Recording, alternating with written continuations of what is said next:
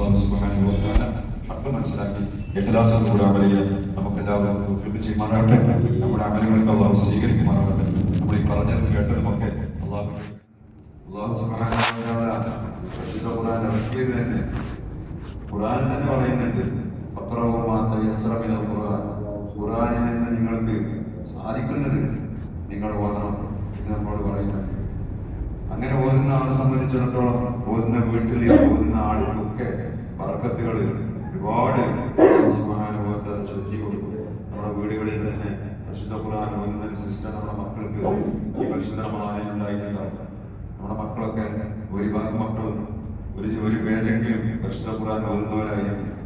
അത് ഈ റമദാനോട് കൂടെ അവസാനിപ്പിക്കാതെ അത് നിലനിർത്താൻ നമുക്ക് കഴിയണം. നമ്മുടെ മക്കളെ ഏതെങ്കിലും സമയത്ത് നിർബന്ധമായിട്ട്, പ്രത്യേകിച്ച് പെൺകുട്ടികൾ, ആൺകുട്ടികളും പെൺകുട്ടികളൊക്കെ തന്നെ വീട്ടിൽ നിൽക്കുമ്പോൾ കുറച്ചെങ്കിലും ഖുർആൻ ഓതാൻ വേണ്ടി അവരെ പരിശീലിപ്പിക്കുക അതിനെ പറ്റിയ ഒരു സമയമാണ്. കാരണം യഖ്റഉൽ ഖുർആൻ ഫഇന്നഹു യഅതി യൗമൽ ഖിയാമത്തി ശഫീഅൻ ലിസ്വഹാബിഹി, അതിനെ ഓതുന്ന ആൾക്ക് ശഫാഅത്തിനായിട്ട് പരിശുദ്ധ ഖുർആൻ നാളെ ലോകത്ത് വരുമെന്നാണ്. അപ്പൊ ആ പരിശുദ്ധ ഖുർആന്റെ ഓത്ത് നമ്മൾ പതിവാക്കുക. അതുപോലെ തന്നെ വീടുകളിൽ പരിശുദ്ധ ഖുർആൻ ഓതുമ്പോൾ അവിടെ മലക്കുകളുടെ സാന്നിധ്യം ഉണ്ടാകും. അതുപോലെ തന്നെ പിശാചുകൾ ഓടി പറയും. ആ വീട്ടിൽ ഓതുന്ന വീട്ടിൽ നന്മയുണ്ടാകും, സന്തോഷമുണ്ടാകും, സമാധാനം ഉണ്ടാകും. ഖുർആൻ പാരായണം ചെയ്യാത്ത വീട് അസ്വസ്ഥതയും നന്മ കുറഞ്ഞതും മലക്കുകളുടെ അസാന്നിധ്യം, പിശാചിന്റെ ആധിപത്യം, ഇതൊക്കെ നമ്മുടെ വീടുകളിൽ ഉണ്ടാകും. അപ്പൊ പൊതുവെ നമ്മൾ ശ്രദ്ധിക്കേണ്ട വിഷയം, നമ്മുടെ വീട്ടില് ആ ഖുർആനോത്ത് ഇപ്പൊ നമ്മൾ തുടങ്ങി വെച്ചിട്ടുണ്ടെങ്കിൽ അത് റമദാനിന് ശേഷം അത് പതിവാക്കാൻ വേണ്ടിയിട്ടുള്ള ഒരു ശ്രമം നമ്മുടെ ഭാഗത്ത് നിന്ന് ഉണ്ടാവണം. അങ്ങനെ ഒരുപാട് കാര്യങ്ങളിൽ ഖുർആൻ പഠിച്ച കുട്ടിയുടെ ചരിത്രത്തിലുണ്ട്. പരിശുദ്ധമായ ഖുർആനിൽ കുട്ടി മദ്രസയിൽ പോയി പഠിക്കാൻ തുടങ്ങിയപ്പോ, പ്രസാദ ഉസ്താദ്മാരുടെ അടുത്ത് പോയിട്ട് ഖുർആൻ പഠിക്കാൻ തുടങ്ങിയപ്പോ പിതാവിന്റെ പകർ ശിക്ഷ അല്ലാഹു മാപ്പ് ചെയ്തു കൊടുത്തൊരു ചരിത്രം. ബഹുമാനപ്പെട്ട ഈസാ നബി അലൈഹി സ്വലാത്തു വസ്സലാമിന്റെ കാലത്ത് ഈസാ നബി അനുയായികളൊക്കെ നടന്നു പോകുമ്പോ ഒരു സ്ഥലത്തെത്തിയപ്പോ പറഞ്ഞു ഈസാ നബി, ഖബറിന്റെ അടുത്തുകൂടി നടന്നു പോകുന്നു, ഈ ഖബറിൽ കിടക്കുന്ന ആള് ശിക്ഷിക്കപ്പെടുന്നുണ്ട്. അങ്ങനെ ഈസാ നബി എവിടെ പറഞ്ഞ് ഈസാ നബി പോയി.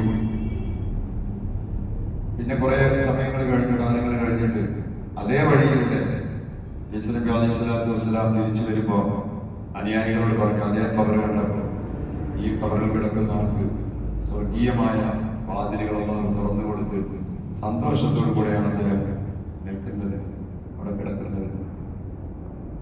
അനുയായികൾ ചോദിച്ചു, എന്താണ് അതിന് കാരണം? ബഹുമാനപ്പെട്ടവരെ വിശദീകരിച്ചു കൊടുത്തു. ഒരുപാട് തെറ്റുകൾ ചെയ്തിരുന്ന ഒരാളായിരുന്നു. മരണപ്പെടുമ്പോ തെറ്റുകളിലായിട്ടാണ് അദ്ദേഹം മരണപ്പെട്ടിട്ടുള്ളത്. പക്ഷേ അദ്ദേഹം മരിക്കുന്ന സമയത്ത് അദ്ദേഹത്തിന്റെ ഭാര്യ ഗർഭിണിയായി. മരിച്ചു കുറച്ച് കഴിഞ്ഞപ്പോ, പ്രസവിച്ച് കുറച്ച് കാലങ്ങൾ കഴിഞ്ഞപ്പോ ആ കുട്ടി വലുതായി. ആ കുട്ടിയെ ഇൽമു പഠിക്കാൻ വേണ്ടിയിട്ട് ഉസ്താദുമാരുടെ സാന്നിധ്യത്തിൽ കൊണ്ടുപോയിട്ട് ഉസ്താദ് ആദ്യമായി ആ കുട്ടിക്ക് പഠിപ്പിച്ചത് ബിസ്മില്ലാഹിർ റഹ്മാനിർ റഹീം.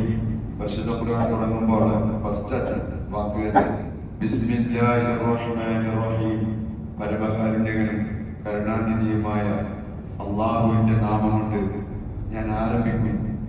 ഇതാണ് ആ കുട്ടി ആദ്യമായി പഠിക്കുന്നത്.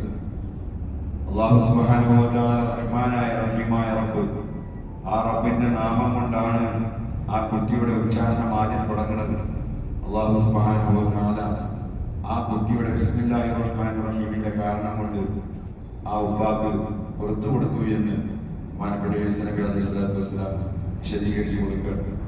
അള്ളാഹു പറഞ്ഞു, റഹ്മാൻ റഹീമുമായ നാഥന്റെ നാമം കൊണ്ട് എന്ന് ആ തെറ്റിൽ കിടക്കുന്ന, ഖബറിൽ കിടക്കുന്ന ഉപ്പയുടെ മകൻ പറയുമ്പോ ഞാനിങ്ങനെ പുറത്തു കൊടുക്കാതിരിക്കും.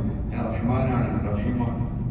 അള്ളാഹു ആ ഒരു പരിശുദ്ധ ഖുർആനിന്റെ ബറക്കത്ത് കൊണ്ട് ആ ഉപ്പാക്ക് പുറത്തു കൊടുത്തു എന്ന് ചരിത്രങ്ങളിൽ കാണാം. അതുകൊണ്ട് തന്നെയാണ് മരണപ്പെട്ടവർക്ക് വേണ്ടി പരിശുദ്ധ ഖുർആൻ ഓതുക, അവർക്ക് വേണ്ടി ദുആ ചെയ്യുക, പ്രത്യേകിച്ച് മക്കൾ, സ്വന്തപ്പെട്ട ആളുകളൊക്കെ ചെയ്യുന്നത്. അത് പരിശുദ്ധ ഖുർആനിന്റെ ശഫാഅത്തിന് ലഭിക്കാൻ കാരണമാകും മാതാപിതാക്കൾക്ക് എന്നുകൂടെ ഹദീസുകളിലൊക്കെ ഉണ്ട്. അതുപോലെ തന്നെ മറ്റുള്ളവർ സഹായിക്കണേ. ഞാൻ പറഞ്ഞു, ഒരു മനുഷ്യന്റെ ബുദ്ധിമുട്ടിനെ ദുനിയാവിൽ ദുന്യാവിനുള്ള ഒരു വിഷമം അല്ലാഹു തആല ഒരു മനുഷ്യന് മാറ്റി കൊടുത്താൽ നാളെ പരലോകത്ത് അവന്റെ കാര്യങ്ങൾ അല്ലാഹു തആല എളുപ്പമാക്കി കൊടുക്കും.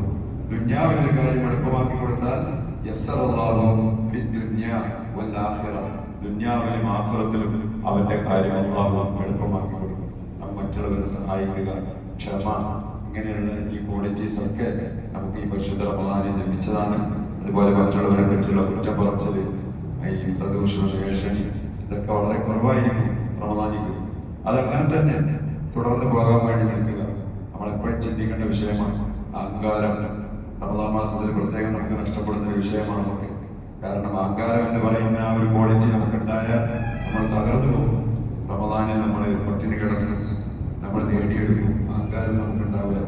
മറ്റുള്ളവരോടുള്ള സ്നേഹവും ആ പട്ടിണിയുടെ ആ ഒരു പ്രത്യേകതയൊക്കെ നമ്മൾ രുചിച്ചറിയുമ്പോൾ നമ്മുടെ കിബറൊക്കെ നഷ്ടപ്പെടും.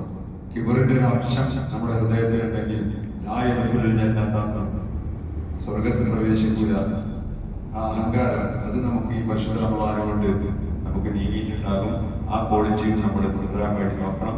അതുപോലെ ജമാഅത്ത് മറ്റുള്ള കാര്യങ്ങളിൽ അതുകളൊക്കെ ഈ റമദാൻ വിട പറയുമ്പോൾ നമ്മൾ നേടിയവരാകണം. പ്രത്യേകിച്ച് ആ ഒരു ക്വാളിറ്റീസ് ഒക്കെ ഇൻഷാ അല്ലാഹ് തുടർന്ന് റമദാൻ കഴിഞ്ഞാലും നമുക്ക് മുന്നോട്ട് കൊണ്ടുപോകാൻ കഴിയണം. അല്ലാഹു തൗഫീഖ് ചെയ്യുമാറാകട്ടെ. നമ്മുടെ ക്ലാസിന്റെ സമാപനം ഇൻഷാ അല്ലാഹ് അടുത്ത ബുധനാഴ്ച തറാവീഹിന് ശേഷമാണ് ഉദ്ദേശിക്കുന്നത്. പറ്റി അങ്ങനെയാണ് തറാവീഹിന് ശേഷം ഇൻഷാല്ലാഹ് അവിടെ വെച്ച് ഈ ക്ലാസ്സിൽ ഏറ്റവും കൂടുതൽ പങ്കെടുത്തവരുടെ സമ്മാനവും പ്രത്യേകമായിട്ടുള്ള നിർവഹണമൊക്കെ നടത്തി നമുക്ക് ഇൻഷാ അല്ലാഹ് നാളെ കഴിഞ്ഞ് മറ്റന്നാൾ തറാവീഹ് നിസ്കാരത്തിന് ശേഷം ഈ ക്ലാസിന്റെ സമാപനം ഔദ്യോഗികമായി ഉണ്ടാകും എന്നുകൂടെ എല്ലാവരെയും അറിയിക്കുകയാണ്. അല്ലാഹു സുബ്ഹാനഹു വ തആല ഹഖ് മനസ്സിലാക്കി ഇഖ്ലാസോടുകൂടി അമൽ ചെയ്യാൻ നമുക്കെല്ലാവരും തൗഫീഖ് ചെയ്യുമാറാകട്ടെ. നമ്മുടെ അമലുകളൊക്കെ അല്ലാഹു സ്വീകരിക്കുമാറാകട്ടെ. നമ്മൾ ഈ പറഞ്ഞതും കേട്ടതുമൊക്കെ അല്ലാഹുവിനെ സ്വീകരിക്കുന്ന പൊരുത്തപ്പെടുന്ന ഒരു അമലാക്കി അല്ലാഹു നാളെ ഹസനാത്ത് വർദ്ധിപ്പിക്കുന്ന കൂട്ടത്തിൽ നമ്മളെ എല്ലാവരെയും അല്ലാഹു ഉൾപ്പെടുത്തുമാറാകട്ടെ. ഈ പരിശുദ്ധ റമദാൻ അനുകൂലമായി സാക്ഷി നിൽക്കുന്ന സജ്ജനങ്ങളിൽ അല്ലാഹു നമ്മയും ബന്ധപ്പെട്ടവരെയും ദുആ കൊണ്ട് വസീയത്ത് ചെയ്ത എല്ലാവരെയും അല്ലാഹു ഉൾപ്പെടുത്തുമാറാകട്ടെ. آمين. ربنا آتنا في الدنيا حسنة وفي الآخرة حسنة وقنا عذاب النار. آمين برحمتك يا أرحم الراحمين. ഇന്ന് തറാവീഹ് നിസ്കാരത്തിന് വരുന്നവര് വണ്ടിയൊക്കെ ഉണ്ടെങ്കിൽ തിരക്കടില്ല, നമുക്ക് സിയാറത്തിനൊക്കെ പോകാനുള്ളതാണ്. തറാവീഹ് നിസ്കാരത്തിന് ശേഷം നമ്മുടെ പരിപാടിയൊക്കെ കഴിഞ്ഞ് ഇൻഷാ അല്ലാഹ് ഓട്ടും പോരകത്തും ഒക്കെ നമുക്ക് സിയാറത്ത് ചെയ്യണം. വണ്ടിയുള്ളവര് വണ്ടികളുമായിട്ടൊക്കെ നമസ്കാരത്തിന് വരണമെന്ന് കൂടെ അറിയിക്കുന്നു. അസ്സലാമു അലൈക്കും വറഹ്മത്തുള്ളാഹി. തറാവീഹ് നിസ്കാരത്തിന് ശേഷം ഈ ക്ലാസ്സിൽ